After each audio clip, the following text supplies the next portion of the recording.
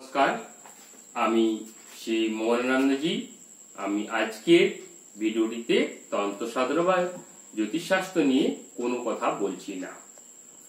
আজ আমি আলোচনা করব আপনার শিশু যাতে সুস্বাস্থ্যের অধিকারী হয় এবং তার মানসিক স্বাস্থ্যের সুবিকাশ ঘটে। অনুরোধ রইল মন দিয়ে এবং ভালোভাবে পুরো ভিডিওটি দেখুন এবং ভালো লাগলে অবশ্যই ভিডিওতে একটি লাইক দিয়ে শেয়ার করুন এবং যারা নতুন তার চ্যানেলটি সাবস্ক্রাইব করুন। প্রথমে আমি বাচ্চাদের প্রাক শৈশব, শৈশব এবং কৈশোর এই তিন অবস্থায় ভাগ করে নিচ্ছি।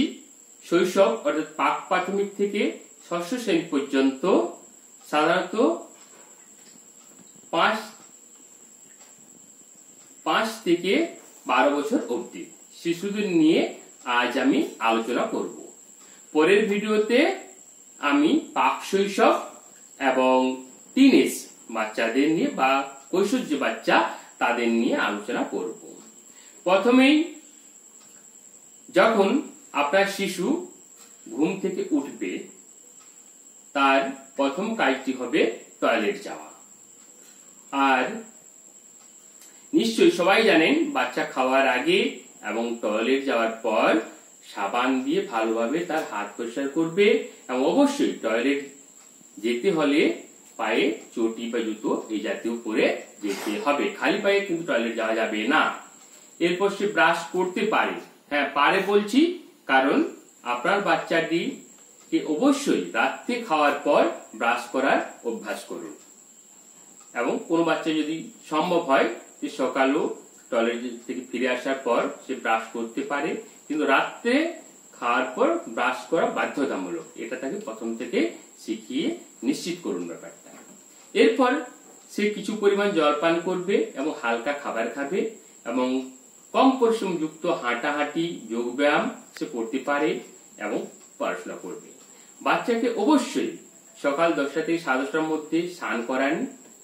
তোলা জল হলে ভালো হয় এবং মনে রাখবেন স্নান করার আগে কিছু পরিমাণ জল পান করালে তার স্বাস্থ্যের উন্নতি ঘটে। বাচ্চার নিয়মিত নখ কাটুন, চুল পরিষ্কার রাখুন, পরিচ্ছন্ন রাখুন, বাচ্চাকে পরিষ্কার জামা কাপড় পরান, সময়ের কাজ সময় শেষ করতে বলুন।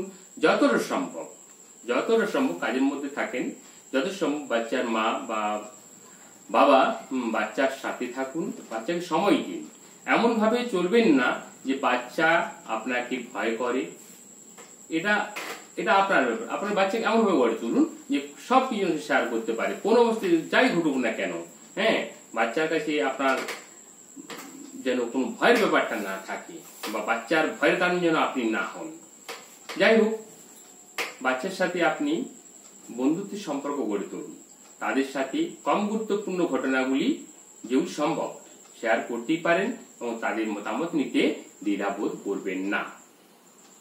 আর একটি কথা অবশ্যই মনে রাখবেন, আপনার শিশুকে কোনো অবস্থাতেই বলবেন না যে তোর দ্বারা কিচ্ছু হবে না বা তুই পারবি না ইত্যাদি ইত্যাদি, বা তার নিয়ে কোনো রকম নেগেটিভ কথা বলবেন না, বলে তার মানসিক স্বাস্থ্য বিঘ্নিত হওয়ার সম্ভাবনা খুব বেশি থাকে।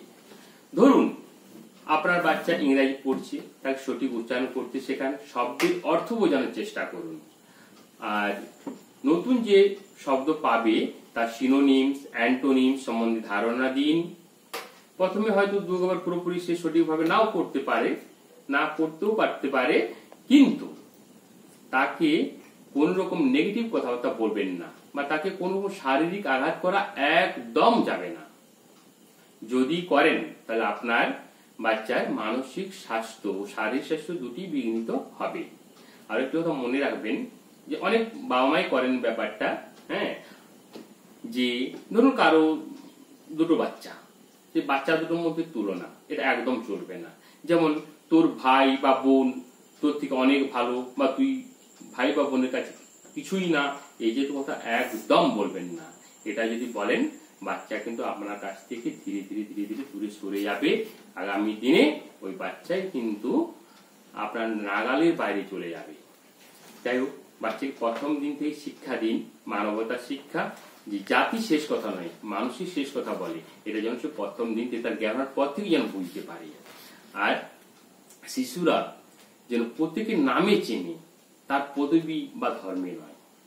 এছাড়াও শিশু স্কুলে বা যেসব শিক্ষকদের কাছে পড়াশোনা করছে, আমরা সবাই জানি যে মা নিরক্ষর হলো তার প্রথম শিক্ষক, শিশুর প্রথম শিক্ষক তার মা। কিন্তু এছাড়াও শিশুর শিক্ষার বিকাশের জন্য যেসব স্কুলের শিক্ষকদের সাথে প্রয়োজন হয় তাদের সাথে নিয়মিত যোগাযোগ রাখুন এবং আপনার বাচ্চার খোঁজখবর নিন, তার উন্নতি অবনতি আচার ব্যবহার সম্বন্ধে শিক্ষকদের কাছ থেকে জানুন, ওনারা ভালো বলতে পারবেন।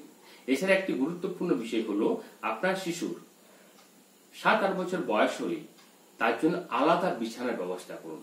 একই বিছানায় বাবা মা বাচ্চা, 7-8 বছরের বাচ্চা একই বিছানায় রাত্রি অন্তত ঘুমোতে যাবেন না। আবার 10 বছর বয়স হলে চেষ্টা করুন যদি সম্ভব হয় বাচ্চার জন্য আলাদা রুমে ঘুমানোর ব্যবস্থা। যাই হোক, বর্তমানে আর একটি বড় সমস্যা, অনেকেই আসেন আমাদের কাছে যে তার বাচ্চা ফোন ছাড়া কিছু বোঝে না, ফোন ছাড়া চায় না, গোটা রাত জেগে ফোন ঘাটাঘাটি করে, এইসব করে সেই সব করে।